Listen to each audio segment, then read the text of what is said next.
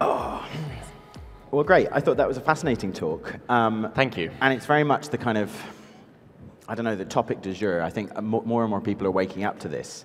And I wanted to start with, I mean, you got into it a bit at the end, but the book, a lot of it is a provocation, right? It's an examination of the ways in which tech is changing all kinds of different areas of society.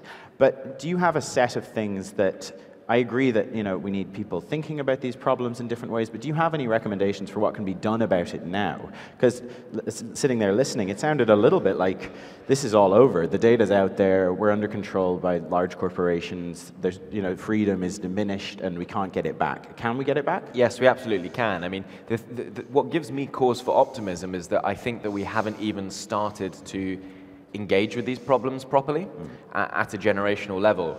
I mean, in the book, I proposed two forms of likely regulation in the future. One is to ensure transparency on the part of big tech firms, so we can actually understand how they are functioning so as to be in a better position to monitor and criticize them if need be. And the other is what I call structural regulation, which is, if necessary, to break up institutions that become too powerful, either because they write too many rules, or because they scrutinize us too much, or because they control our perception of the world too closely. And these, I think, are going to be important concepts in the public policy debates of the next 20 or 30 years. And through my book, I hope to try and stimulate arguments in that direction. Yeah. But really, I don't shy from the fact that what I'm doing in the book is a more elementary activity, which is trying to, for the most part, flag up that the digital is political, that we are skidding into this world where we are creating technologies faster than our ideas and our morals are able to catch up with them. So I do think there are policy answers, and I am optimistic that we can find them, together with optimistic that we can try to produce a new generation of philosophical engineers who themselves are more attuned to the moral consequences of their work than the generation that has just come before. I'm really interested in this idea of almost reworking what citizenship means in this world, because to me, the digital is a territory. And one of the things I'd love to know what you think about is whether, is the digital world, is it a separate, is it worth treating as a different space, like air, sea, space, land? Those are all separate spaces when you think about it militaristically, and that, you know, it's one way of thinking about it in terms of power. Is digital a different space? And, you know, if so, does that change what it means to be a digital citizen? I think maybe 15 years ago that analysis will have held more persuasive weight in a world where there was a clear delineation between cyberspace, which was a kind of territory of its own, and real space. But you could exit cyberspace by shutting down your computer or logging off. If some of my predictions are right, and in the future that distinction breaks down, because we're basically always surrounded by technology in the physical world of atoms as well as the digital world of ones and zeros, then I think there is going to be very little spatial distinction to be drawn between where tech starts and where tech stops. Yeah. So I think it's important to have a conceptual distinction, but not necessarily a physical or spatial one. Yeah, I mean, let's talk a little bit about one of the texts that you mentioned in the presentation and in the book, which is face recognition. Yeah. We all are sort of, well, I think most people are vaguely aware that they're being profiled online, but one of the things I worry about with face recognition is that your face then becomes a unique address that can link. All you need is the name of that person and a couple of other things, and you can link anyone in public without asking them, without knowing who they are. You can link them to what they like to buy and what they like to read and who their friends are. You can link all of that stuff up. And you know, we can't ban cameras and software and the internet. That's thoroughly out of Pandora's box. But are there arguments to be made for limiting the extent to which computation and sensing penetrates into the real world? Are those reasonable arguments, or do we have to let that happen and think about dealing with the issues it creates in another way? No, I mean, I think, of course, there are reasonable arguments, and if I may, I'll come back to them in a second. I think one of the first things that's so interesting about face recognition technology, and the other technologies as well, like gait recognition technology. The whole plethora, like the shape of your ear, the shape... Exactly, which can or your voice, it can immediately identify you as a flesh and blood human being based on some biometric characteristic.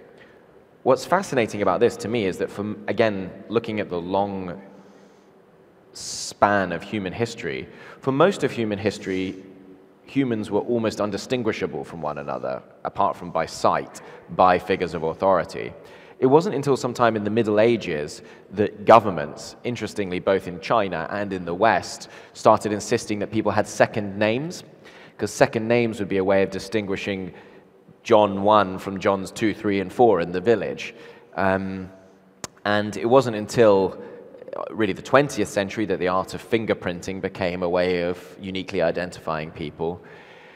And of course, in the 21st century, we've suddenly had an explosion of different ways that individuals can be identified. And also not just identified as flesh and blood individuals, but identified as certain categories of people. Or characterized. Exactly. So an algorithm can look at you and say, is this someone who's likely to pay his debts? Is this someone who's likely to commit a terrorist atrocity? Is this someone who's likely to buy avocados? So they're not just interested in your flesh and blood, but they can actually see into your soul as well, perhaps what you can't even see. And so I think, there might be plenty of rules that we might imagine about how these systems should and shouldn't work. For instance, maybe that you shouldn't be allowed to use a face recognition system on someone unless they've obviously consented to it. It's just incredibly hard to enforce, right? I could have a secret pin camera in one of the buttons on my shirt that's doing it on you. And yeah. It, how do you, when cameras are tiny and computation is tiny, it's very difficult to say where or where not, where these things can happen. Yeah.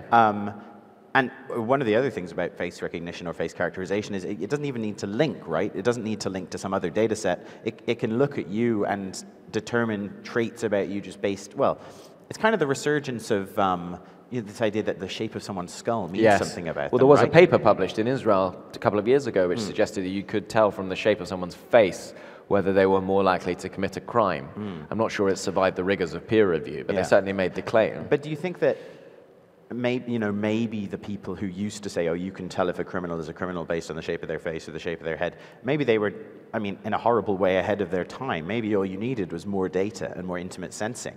And then once you had that data, maybe with calipers, no. Maybe with face recognition, yes. Yeah, well, I think they were ahead of their time, and there was a great movement in the 19th century to start seeing politics and society as a science. So this idea among thinkers like Auguste Comte and the early sociologists like Emile Durkheim, that actually underpinning all human activity, both at an individual level in the realm of psychology and at the social level in the realm of sociology, were patterns. And if you could only find and discover those patterns, then you could not just influence people, but you could predict the future as well. Yeah. And machine learning systems of the kind that are under development just now are, the most powerful ones are predictive systems. They predict how likely you are to get sick, and so whether you should get health insurance and on what terms. They predict how likely you are to reoffend or commit another crime, and so determining how long your prison sentence should be. Yeah. And these technologies are in their infancy.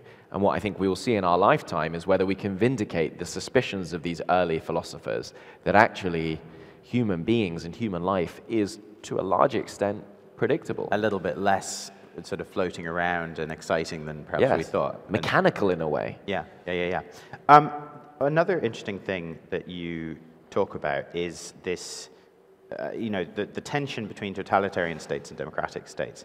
And I can't help but wonder, especially listening to you talk just now, couldn't democracy just have been a blip whereby the world expanded so fast, its horizons expanded so fast, that we needed to come up with a new way to exchange information to keep everybody on the same page? Yes. And democracy did that quite well for, an amount of time.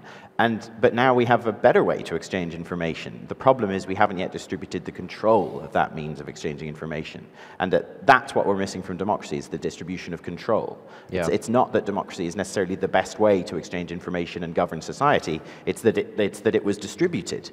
Yeah, it always helps with, democracy is one of those concepts that we sort of assume has always been there and has always been a good thing, but obviously for the vast majority of human existence and the vast majority of human society, it has been absent. The first real democracies, it's said, came in the Greek, in the Athenian assembly, but then after Athens fell to the Macedonians, there was no democracy in the world for hundreds of years. In fact, the word democracy itself disappeared until the works of Aristotle were translated by monks in the 15th century. And then for the subsequent 300 years, it was treated as a term of insult. So you'd call someone democratic or democratical if you wanted to imply that they were somehow ignorant. And many people believed that it was the height of stupidity to consider that the people who should take decisions about policies were the people.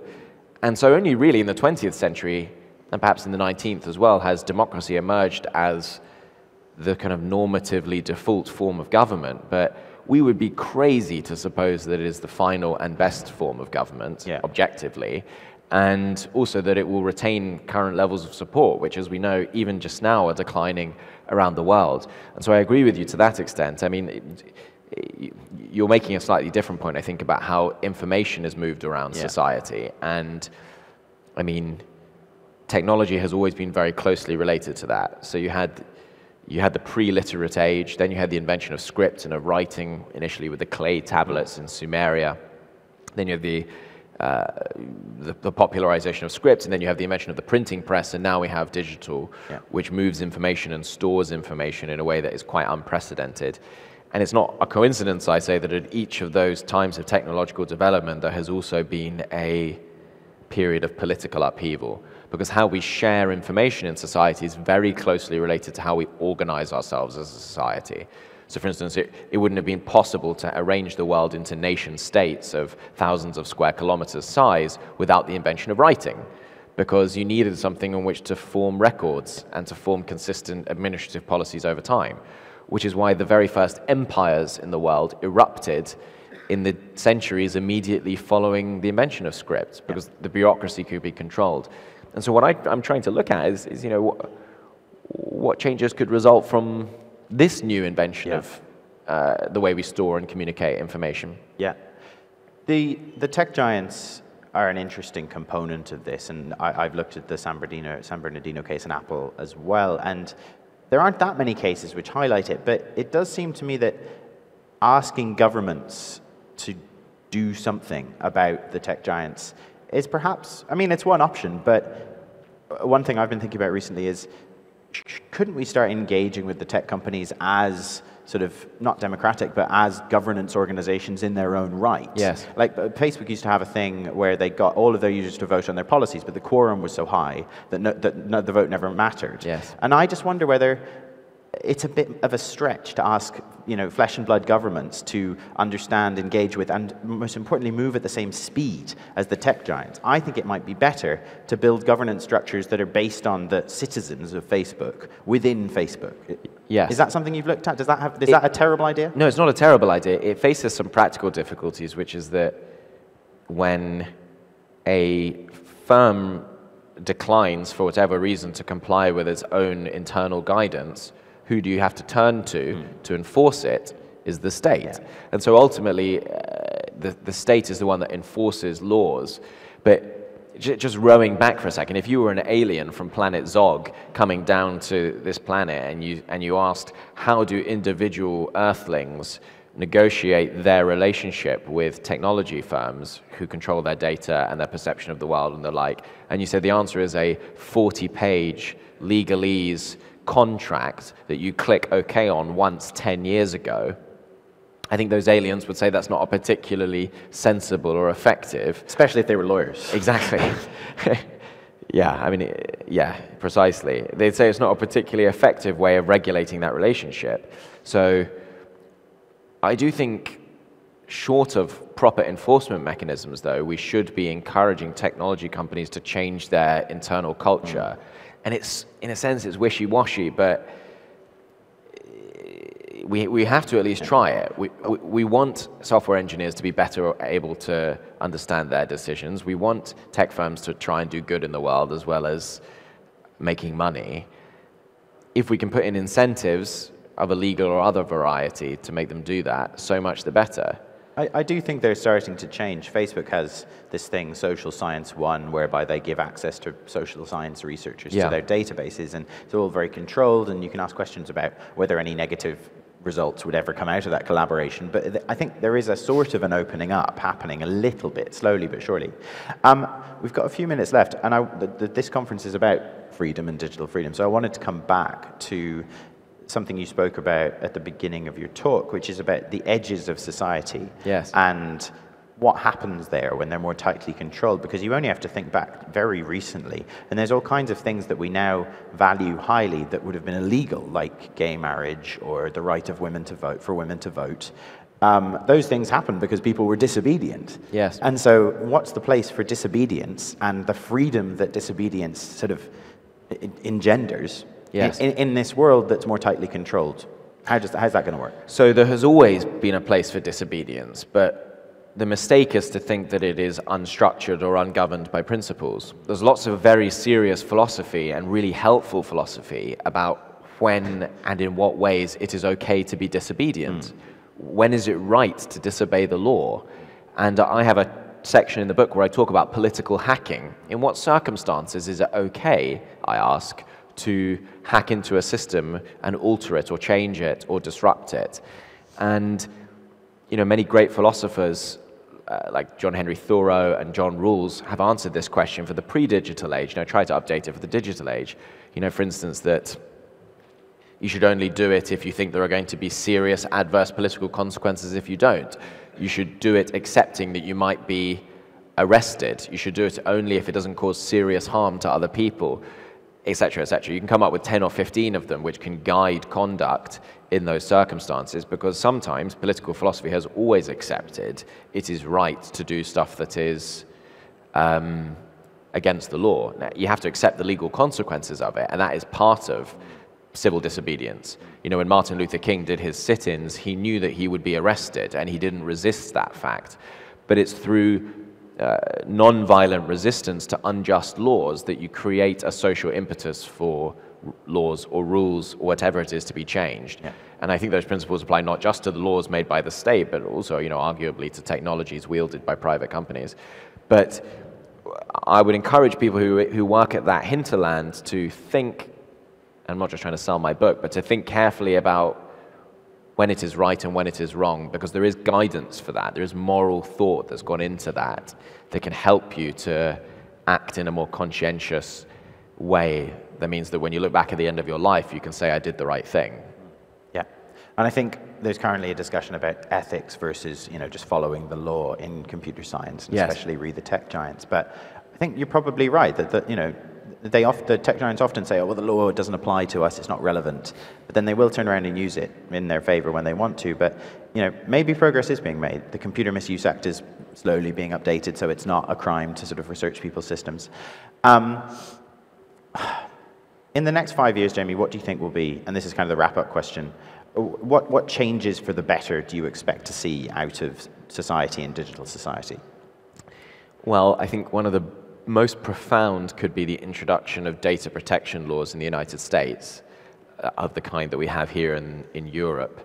It's a really boring answer, but I think it is really important. A lot of the consequences and stuff that I've been talking about relies on an almost unfettered Wild West flow of data, which they have in the States, but which we don't have here.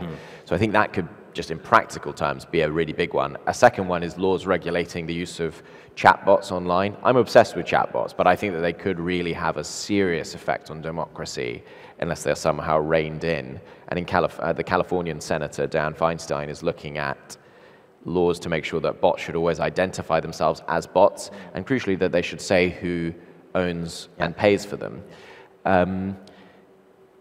Other than that, I don't have an enormous amount of prediction or insight into what will take place. I know what I hope should take place, but I make no bones about the fact that this isn't a book about the next 5 years, and it's not a book about Facebook and Google, because I think if the problems are as big and as panoramic as I think they might be, the challenge is, some people have to look at the life cycle rather than just the election cycle. And so it's also a convenient way of dodging questions, but I think I try to look at the big picture and say, what should we be trying to do in general? And in general, I think we need fewer Gladstones, fewer Faradays, and more active citizens. I think that's a very good answer. Jamie Susskind, thank you very much. Thank you. Thank you, guys. Please stay here.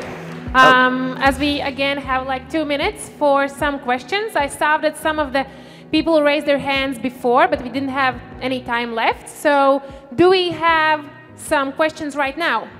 Okay.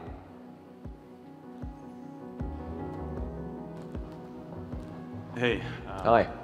Name's Roland. I'm with the Riga City Council, and I got a question to Jamie. And it's in line with an analogy that you made with the doors being locked versus the doors that say do not enter. So when we get, and if we get to this, the point where the doors get locked, do you think that the general society would just follow and accept everything being imposed on them? Or do you think that we would face disobedience and resistance? And I mean, if we get to the point where everything gets overly regulated and there are rules being set for all of our everyday activities, how do we scale it back at that point? I think that's a really interesting question. I think humans, this may not be a popular answer, I think humans have a relatively high degree of tolerance for being ruled, particularly when those rules are unobtrusive. A self-driving car that doesn't drive over the speed limit doesn't feel like a massive infringement of your liberty, even if conceptually it is actually a very big change from what came before. A face recognition system that doesn't grant you permission to do something has the feel or the veneer of scientific objectivity, which a gruff-looking human official saying you can't come in here doesn't have. And so I think that technology's very subtleness will mean that we will get quite a long way into the future before we start saying this is unacceptable. And when I give that answer, I am assuming, however, that we are broadly content with the moral content, the substance of the rules which we are being made to obey. I mean, examples that I gave were all actually crimes. You're not supposed to dodge a bus fare. You're not supposed to stream stuff illegally online. And I think most people would accept that those are acceptable moral rules. I think where you're likely to encounter resistance is where, firstly, the rules themselves seem obnoxious, that you're unhappy with the content of them. And where, secondly, you reach a stage where it has become so oppressive that the question, as Roger Brownsall puts it, is never, should I do this, but can I do this? And I think our children will be born into a world where they increasingly ask, can I do this, rather than should I do this? Because the overwhelming likelihood of getting caught or just being prevented in the first place will be their primary guide to action. Then humans might begin to resist or begin to subvert and sabotage. But I would be skeptical of that being a mass phenomenon. I mean, I think it's worth pointing out that humans already do resist and sabotage locked systems. You know, the Xbox gets broken the day it's released, same for the iOS software. Yeah. But it's kind of a niche activity. And I mean, one thing you could say is maybe not everybody has to be resistors, but you could at least know that there's resistors out there and support them socially, kind of like supporting whistleblowers, supporting hackers. Like, we're not going to have everybody hacking into all the software. What we might have is some smart people who can, supported by everybody else. Yeah. In any of the famous examples of the past of social resistance of the kind you're thinking about, it tends to be a relatively small group of people, but perhaps whose work resonates with the general public. I do think that's a very important point. Thank you. Thank you. And as Jamie is always very elaborate on all the answers, then the time is up. And thank you, guys. That's a very polite way of putting it. Thank you. Thanks very much. Thanks, Al.